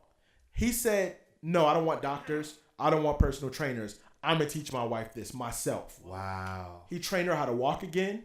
Train her how to speak again. When his son said they wanted to play basketball, he didn't have enough money to put them on a team, so he paved out his driveway, cemented it down with his three brothers, built it up with him and his pop to build them a basketball goal. At their birth, spoke into existence who they would be. Now, here's another thing that they don't talk about is that These are believers in God. Yeah. These are and this is why I don't like how Christians are like talking bad about him. All he's saying is my sons are great. Facts. My sons are great, and they will be the greatest. All he's doing is applying biblical principles to his 3 sons, and they're living them out, bro. Facts. His son is 16 years old, drives a Lamborghini, and has his own sneaker endorsement.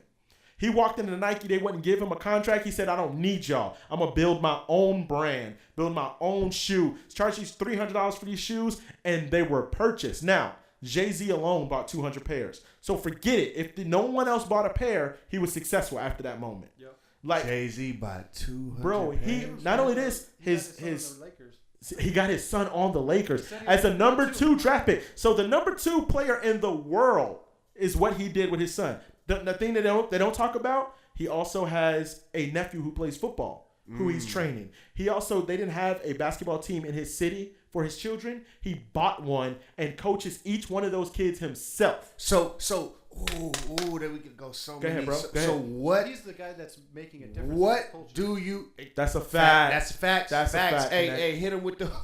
Ooh. That is a fact. That is a fact. So what do you think is the culture's problem with LeVar Ball? He is the loudest parent we've seen, and they add the excuse that he's living through his children because he was also an athlete, and so is his wife. So yeah, he's living vicariously through his children. And the problem but he already is, had money. That's what people don't. He used that's to a be fact. a wrestler. That's a fact. He been had money. But imagine this. Imagine if somebody. Yeah, bro. We'll talk about that later. But imagine if somebody who speaks Portuguese comes to our country, throws their colloquialisms out, and demands that they're greater than the rest of us. You have a problem. All Ball did was walked into a majority-owned Caucasian culture and say, I don't need you. My sons are great enough without it. I'm going to show you by playing your game I'm great, and outside of your game I'm great. His son, his youngest boy, this is the youngest one, not the oldest, just broke the record for the highest scoring player in high school. Wow. Period. One game scored 83 points. Yeah, I heard his youngest son is the best one. His youngest son is apparently the best one. Like, this is amazing. And but that shows you that's what happens. It's always the anointing always flows from the head down. And so he taught his wife how to walk and speak after a stroke. Put 3 boys to have a career for the rest of their life. Hired all of his brothers and his father to do the financing, the security guards, the backing. Has a nephew who plays and supports a whole city who didn't have a basketball team in the first place. I am a Triple B supporter, bro. Big baller brand. The only thing I don't like about him is he got a big mouth, and that's not a problem. And the reason why I asked that question, and because I want to segue into, because we said we was going to touch on CHH's sexism / racism. Y'all want to do that, or you want to wait for one day? We let's wait because it's already 10:30. Yeah. Okay. Yeah. Nah, this is good. We're gonna keep rocking for a little bit. We can. It's all. Yeah. We got times. We want to hit one last topic. We've been touching on everything. 2 last topics. The reason why. Yeah. So we can touch. So we'll say CHH's sexism, racism for when we have one day, because that definitely is something I want you to share about. How women accidentally become. Oh yeah. Hold on. But the reason why, this is the reason what I was getting at, and there's 2 reasons I think that they're offended. Definitely because he's doing what he's doing, and he's a black man doing it. Because I don't think with a white wife. With a white, yeah.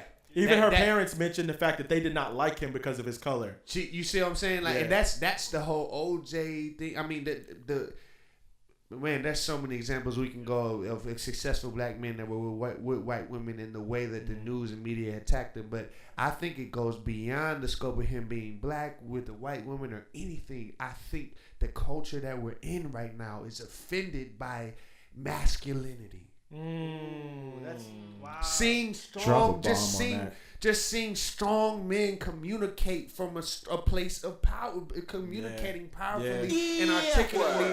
They are offended by it. Yeah, they've done everything from the school system on down. They do if you're young. So I'm getting this one. I am with you on this one. Did you make another example? Well, LeVar Ball, strong, masculine. O.J. Simpson. No, currently. Currently. Okay, so they feminized. Wait, Curry's dad. Yeah. They tried to kill Steph Curry's dad because he was also a basketball player who didn't achieve the accolades of his son and married a white girl. Right. Yeah. Right. So you have Klay Thompson's pops. I mean, you're talking about like a LeVar Ball type, or just in general, people that are offended. Kaepernick, I feel like the way that he has stood, because men, it's not about being loud. Masculinity is about leadership. It's about power, about being about to assert yourself on what you believe in and standing for what you believe in spite. Right, because it's not about, like you said. That's a good argument. Kaepernick was quiet about it. So it's not even just. So it's not about just loud. being loud. No, it's about it's about whatever your expressive type. That doesn't matter. But having your set of beliefs and sticking to it, regardless of what people say, they are offended by it. Like he never wavered or he felt the pressure. So I got you. Even if you look at Obama. Well, hold on. Go back to Kaepernick, and his celebrity is greater now than it had just ever got been. Sports Illustrated award, whatever. Sports Illustrated. He's on the cover of GQ. He's being considered by Time for Man of the Year. And this is not just, like I said, this is not a black-white thing. This just men in People get general. offended by me just walking in the room. Men in general. Huh? Why would we be attacking masculinity? Well, I think that for one, it really started with an attack on family.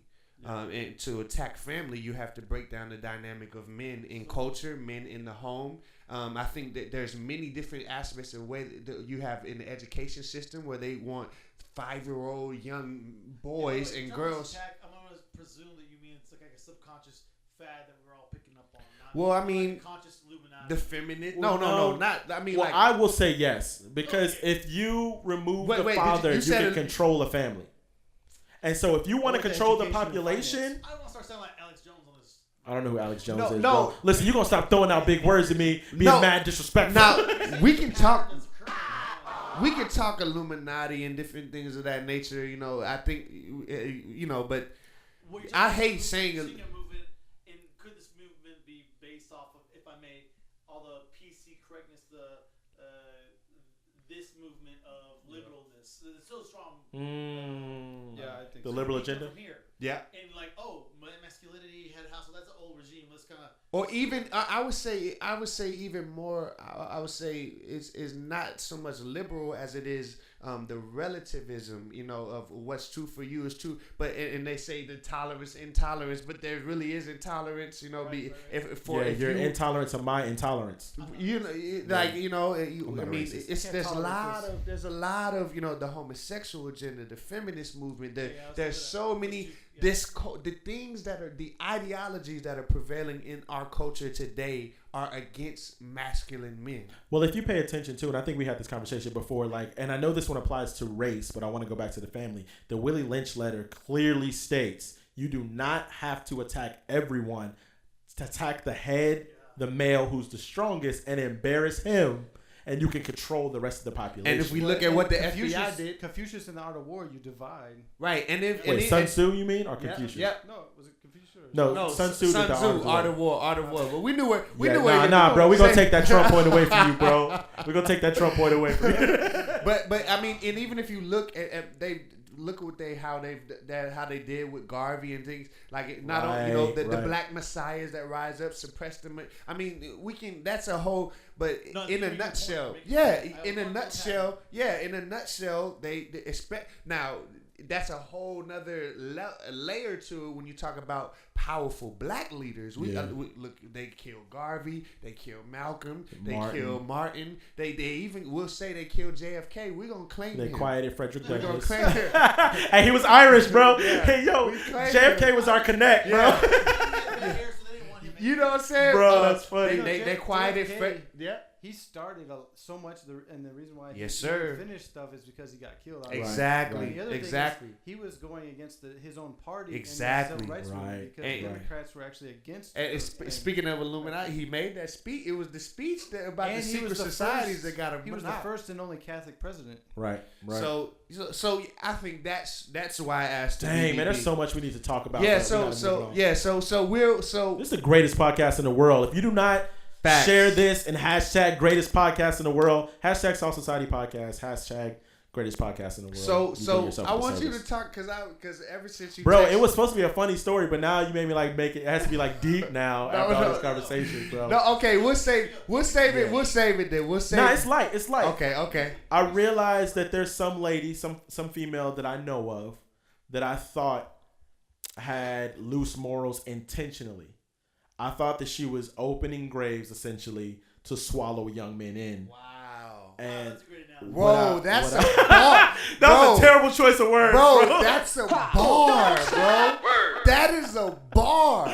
Opening graves. Yo, at JNiceKB on everything. We Build On is available now on iTunes. He said opening I thought graves she was intentionally setting traps for younger men.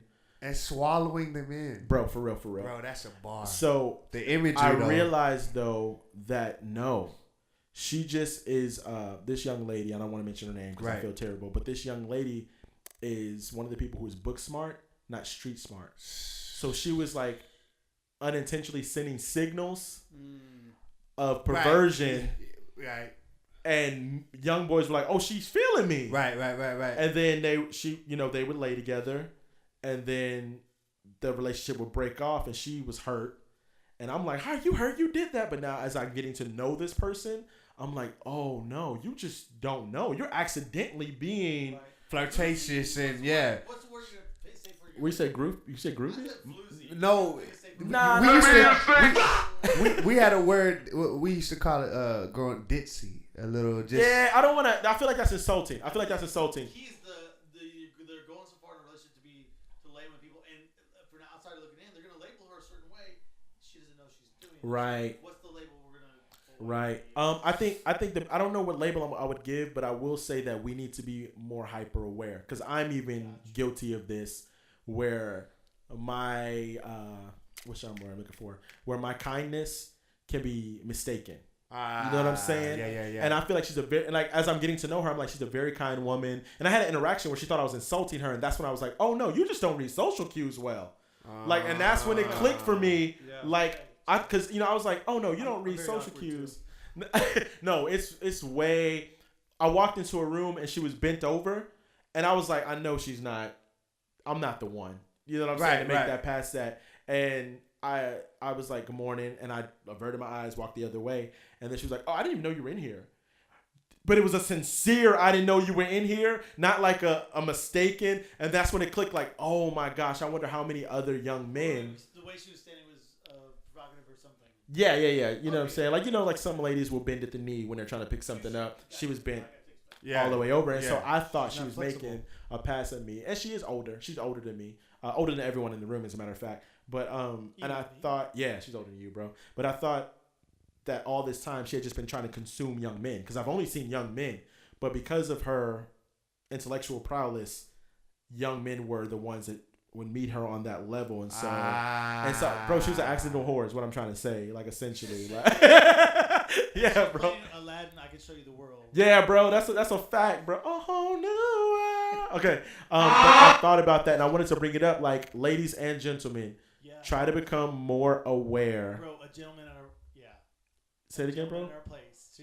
Yeah. Go ahead. Be hyper aware of your actions and how you're presenting yourself. That's a fact. That's a fact. That is a fact. Yeah, because we don't want to communicate that the double standard. It's wrong on both sides. It's facts. And to quote Charlamagne, we were raised on rape culture. That is a fact. Being raised on hip hop, we were raised on rape culture. Yo, Charlamagne said something, and I don't agree. I'm not an advocate of Charlamagne, but he said something about how many I rock with had Charlamagne, rape, bro. Because of that Black Privilege book. You would. His book actually is good. Did you read the book, bro? No, I'm just teasing you, bro. It's a good book. Go read the book. Did I read? No. Are you trying to insinuate that the black man is not educated enough to go and read for himself? Does not read books. I don't, but so I do like country, bro. But you're gonna have to unpack that next time, bro. Yeah, that's a theory I shared before. Yeah, I do. But the point that I'm trying to make is be self-aware, because even I have fallen short to know yourself, like mistakenly giving signals that I didn't know I was giving. You know what I'm saying? I think that's very important in the body of Christ. That's why I don't smile. Stupid. No, I agree with you. Like, know your positioning, watch your proximity, and when people start smiling a certain way, read the cue and adjust yourself. Yo, Paul, do you want to share your story about the young lady or no? No aggressive The young hugging. lady who aggressive hugging. The young lady who you didn't know that she was like shooting her shot Well, at Donald Trump said he just grabs her by the. Yo, and Kinect thinks that is a way to live, bro. Kinect, what is wrong with you, bro? Hey, we talked Kinect's like, that's how I got my wife. We talked about the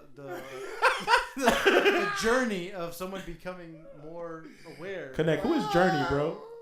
Who is Journey, bro? The band or what? Don't stop believing, bro. Yeah. Hey, Paul, I want Paul to tell the story real quick though. Trump Bro, if you is say changing. If you can't not change and get that Bro, much credit. he's Jay-Z really- said Trump is open to dialogue. I like that. But Paul, the story I was talking about was the one where you didn't know a young lady was interested in you, and then you thought she was genuinely interested in gaming. And Oh, okay, Yeah. I was super offended by this. All right. This is such a wait, let me set up the stage. So Paul has been a gamer, an avid gamer, like since Atari. He knows the history of games. He's helped me understand the finances behind them. Like games make $92 million their opening week. I've never heard of that before. He's given that to me. billion in 3 days. GTA 5. That's crazy. So he's an avid, Five again? Grand Theft Auto 5. an avid gamer who helped me understand. Wait, this, but say that again. You. Billion 3 days. They made 900 million in 24 hours. That's crazy Yeah. for a video game, bro. 874 million in 24 hours. Like it's tied into all of our other cultures and pop media. It's like it's our. It really is though. I will say, bro. When my freshman year in college, I had got a Grand Theft Auto San Andreas, bro, and Even when we walked in, bro. it's an addictive game, Bro, but if you utilize it and don't allow the enemy to pervert it, it can be educational. That's what we're talking about. Like even when I walked in, go ahead. Nintendo for saving me from the ghetto, right? That's true. You said when you walked in, what? Oh, I was gonna say when I walked in, your son was watching other people play video games. Yeah, he does that. It's so weird. It's a different culture. He's We on think YouTube. so. He's on YouTube, like watching. Yeah. We think so. Is I'm trying to educate myself in esports because I'm 39 and I'm just behind that curve. My son, Yeah. my oldest, 15, it's like if you got to watch your favorite basketball player play every day. These kids are playing, going to their esports and making millions. Yeah. And you get to connect. You can actually talk to Steph Curry. You can actually talk to Kobe daily. They can get on there and Twitch and just talk to him daily. They can get on YouTube and talk to him daily. Right. And watch them practice and earn their spot into the esport league Yeah. yearly. And it's a brilliant culture. Bro, there's this gamer. We want to talk about this next time. Yeah. But there's this gamer who sells out arenas just to watch him play Minecraft. I heard. He that charges people pay. $50 a ticket to watch him play Minecraft. You don't get to play with him. You don't get to talk to He him. just sits there building his own world. Did you see Lupe battled the greatest Street Fighter champion in the world? And it made like this huge viral video because he beat the greatest Street Fighter gamer in the world. Yeah. Like, bro. But anyway, tell the story about how you accidentally got Lupe's a ninja though, bro. This is during one of my past marriages where, by the way, side note, in your relationships, when you are weak, people can smell it. It's blood in the water. That's a when fact. there's trouble in your marriage, when you're strong in your relationship, nobody's messing with you. Anyway, so I was definitely at a crux where I was weak, and That's facts Jay right wasn't there, on bro. the team yet to save me on our back at work. So there was somebody who was giving me attention, female. I wasn't reading social cues. I wasn't who I am now, and I was like, oh, okay. And she took an interest in my PlayStation 2 at the time. Shout out to Onimushan. Oh, this is back. Yeah. So and she was a Blackanese, if you will. She was half black. Bro, you gonna give that much detail? Yo, that's why it's good you're not on camera. Paul Atreides. Paul Atreides. Like I said, don't follow me. Yeah. Wait, no. I will say this. If you have an open mind, go to the YouTube channel. If you're easily offended, don't go. But Paul back to Atreides. you. Paul Atreides. So anyway, my ex and my 2-year-old at the time were out of town, and we were definitely struggling. My team knew about it. Well, this girl knew about it. She knew I was struggling because I was talking and I was trying to work through it and whatnot. And she invited me over, and she's like, oh, and what about that new game you said it has Japanese culture? I'm like, and you piqued my interest. I'm not even paying attention. I'm like, you like games? Yeah. Yeah, absolutely. I'll come over. I went to her apartment. Lone man went to a lone woman's apartment. Right. Wasn't paying attention. I'm there. I'm playing it, and thankfully, a good guy on the team. Later that next day, he was telling me, "Hey, you need to be careful because we were going to 6th Street to Hula Hut to eat some burgers or whatever. And I was supposed to just go back home. Just me and my ex at the time were at odds, and she wanted to make her shot at me. And he told me he warned me off. He was a good brother. He pulled me aside. Hey, you need to be careful with her. Keep her at a distance. That's wisdom. She's not interested in your video game. She's trying to get you. And I was so offended. She's not interested in your video game. She wants to touch a joystick. Video games? I didn't care if she betrayed my trust or trying to ruin my man, that was over there 3 hours. You didn't care about my video game? Oh, that hurt deep. It cut my soul. You don't like battle rap? Yeah, so there you go. You hit the nerve inside. Yo, that is great. Hip hop? What? You don't like hip hop? What? So okay. Yo, I'm gonna kill my wife right now because she's not here to defend herself. Yeah. Bro, Kay told me the other day, I was like, yeah, baby, so this is our dream, girl. I'm out here trying to chase our dream. And I said it jokingly. Yeah. Like, you know what I'm saying? I'm trying to make us rappers. She was like, that ain't my dream. Bro, I swear, at that moment, somebody stabbed me in the heart. The way she said it. Yes, That bro. ain't my dream. Over in his. That is a fact, bro. Martin Luther King was like, I had a dream and she wasn't in it.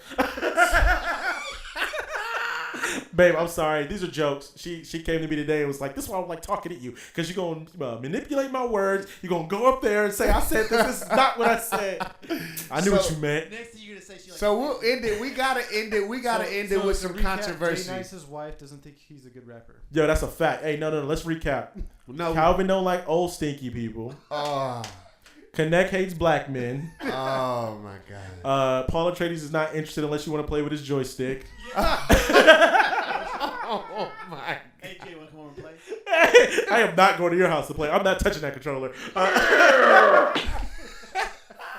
And this is the greatest podcast in the world, S.A.L.T Society Podcast. And women accidentally are swallowing men in their graves. Yo, I hope I'm not on camera when I say this, bro. Let's end it with a little controversy. So we said top 5. Let's just say top 5. Nah, let's save that, bro, because that's a we gotta unpack that. Okay, we We're gotta. like Let's hear about in. these tax cuts, bro. I'm trying to get this money. We're gonna end it with the financial segment. We're gonna get out of here. So what do you want? Like the actual advice Something that you on could how- tell us in like 3 to 5 minutes. Okay, I can't talk the new tax Best code. advice. Best Okay. advice. Best advice. Okay. Number one, misused way to do taxes. What do you think it is?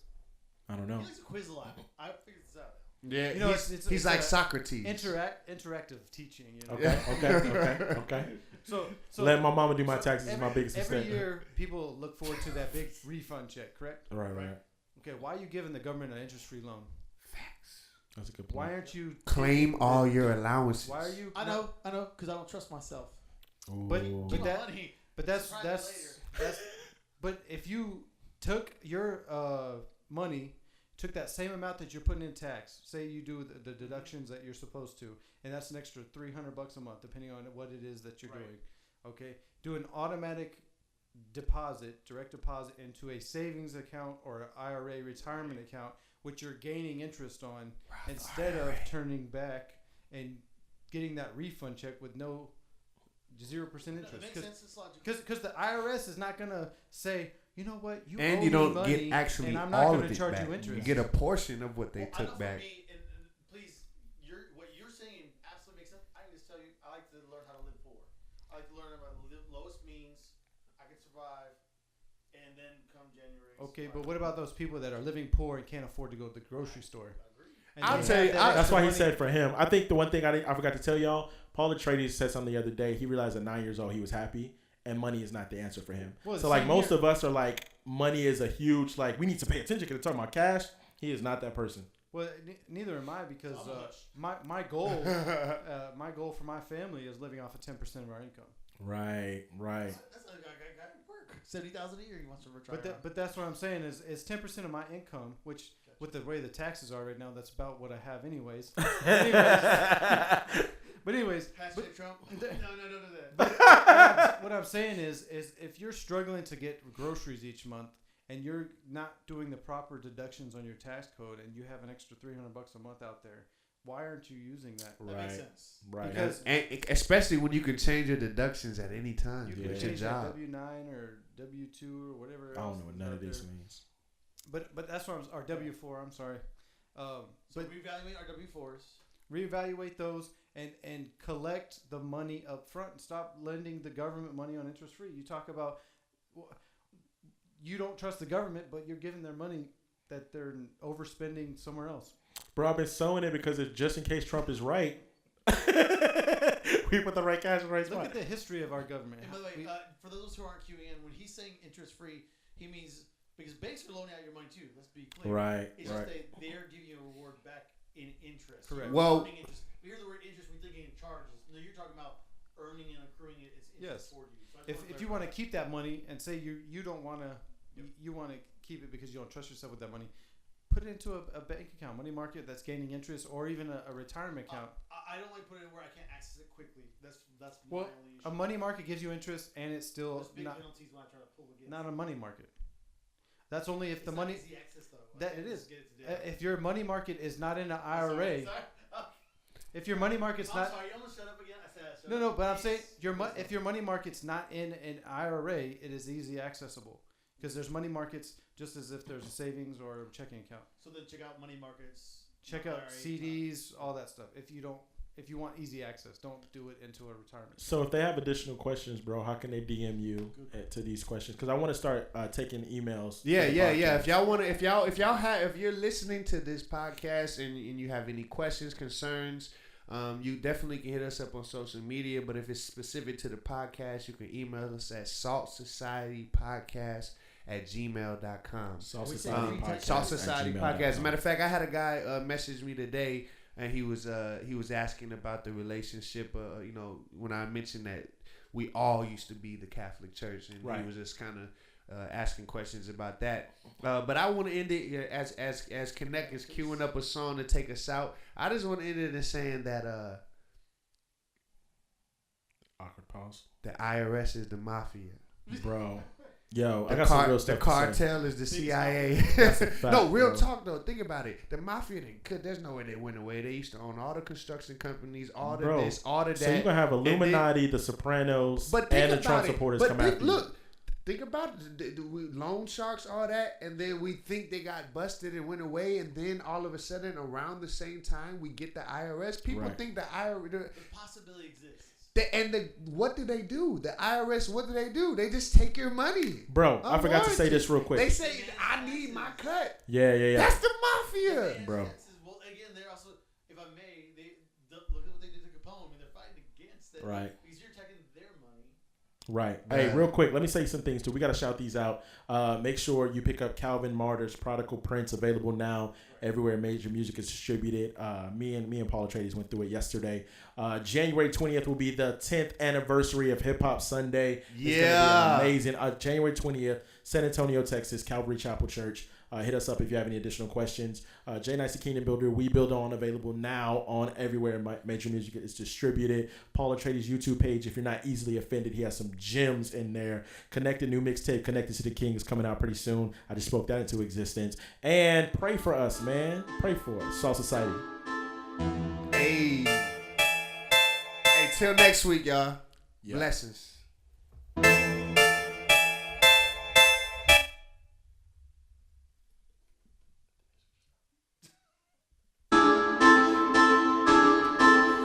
What was that?